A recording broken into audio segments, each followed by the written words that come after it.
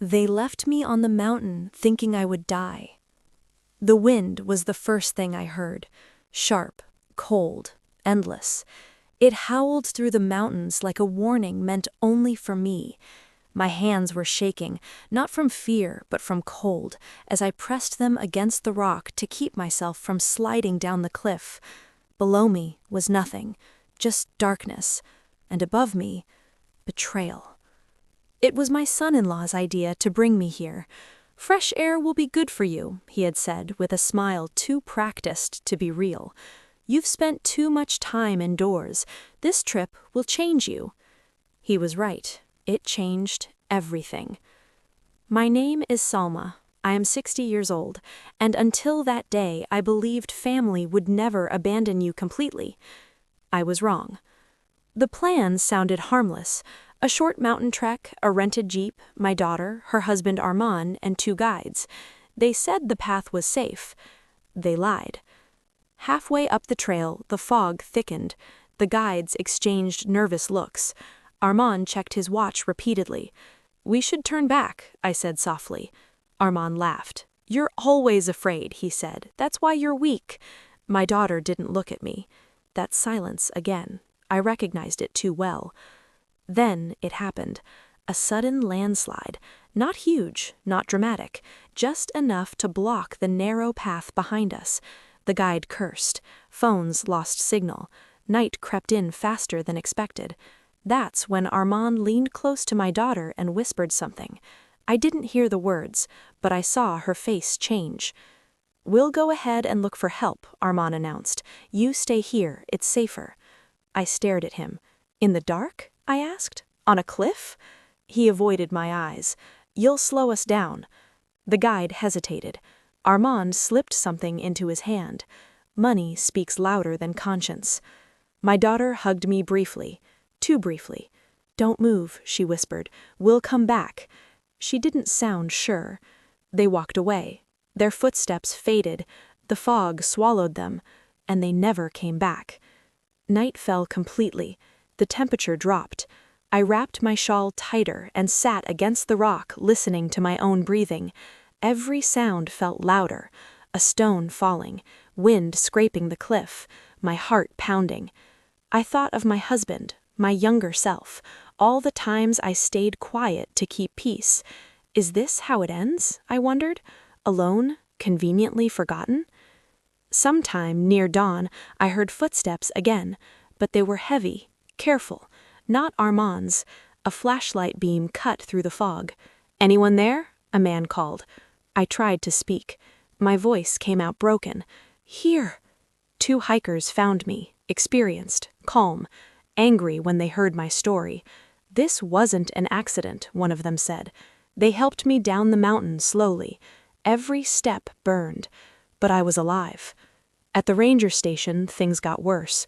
Armand had already reported me missing, but his story didn't match the terrain. The ranger frowned. "Why would you leave her alone?" he asked. Armand shrugged. "She insisted. Lies are weak under pressure." They found messages on his phone, search history, inheritance law, elder death on accident. My daughter started crying. Real crying this time. "I didn't think he'd actually leave her," she whispered. That sentence destroyed something inside me. The investigation took weeks. I stayed in the city, healing bruises, warming bones, thinking. I almost died because I was inconvenient. When Armand was arrested for abandonment and attempted fraud, he screamed, "You ruined my life," he shouted at me. I looked at him calmly. "You tried to end mine," I replied. My daughter came to me afterwards. She knelt. "I was afraid of him," she said. "He controls everything." I lifted her face. "So did I said gently. "For years." I didn't return to my old life.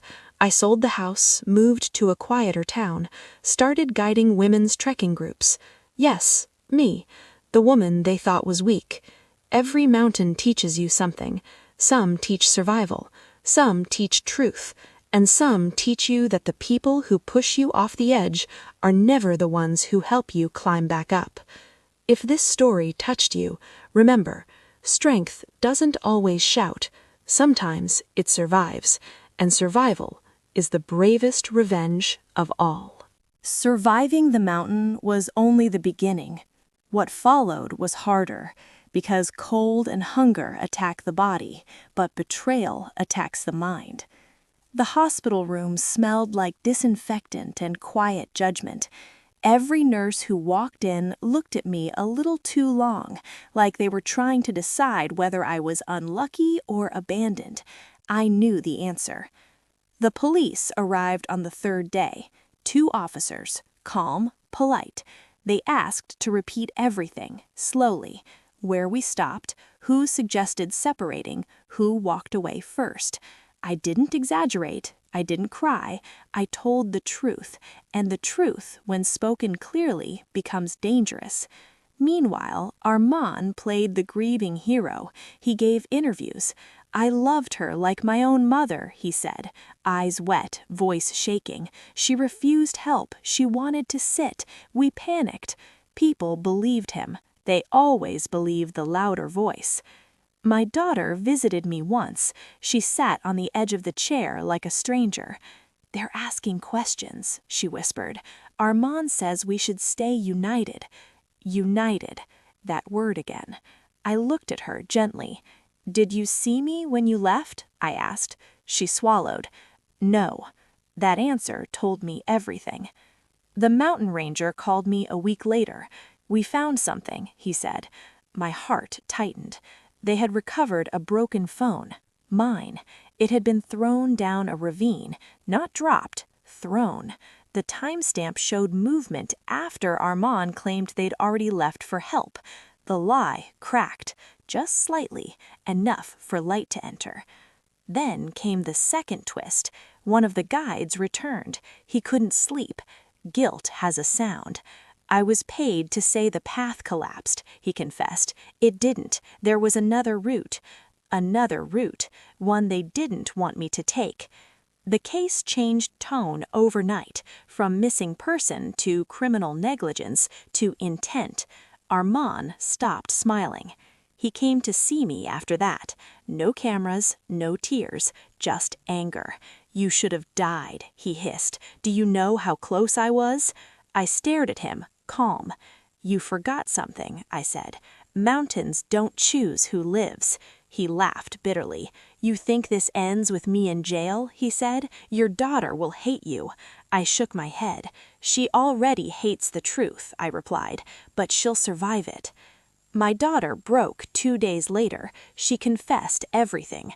The money troubles, the insurance policy, the plan to frighten me just enough to push me into signing property papers.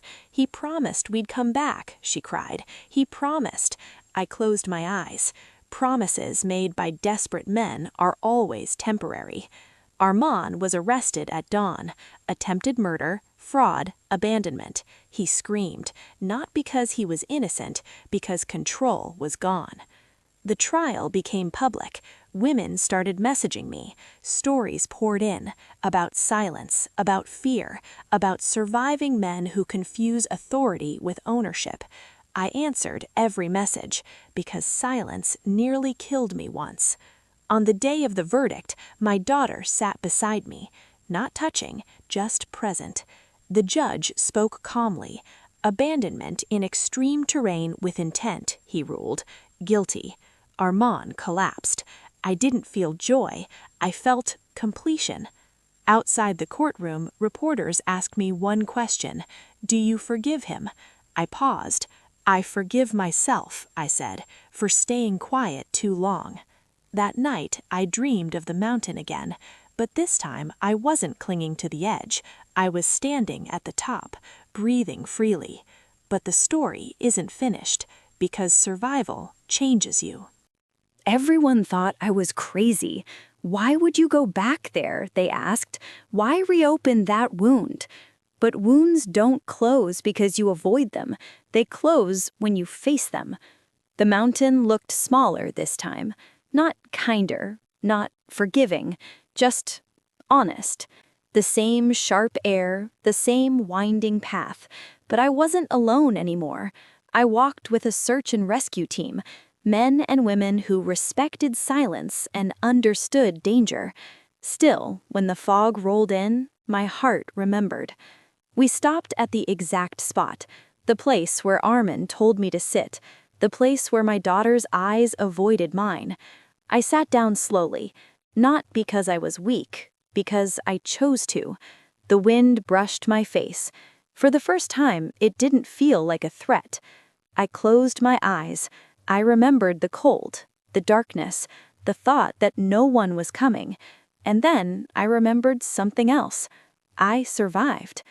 One of the rescuers asked softly, "Do you want to leave something here?"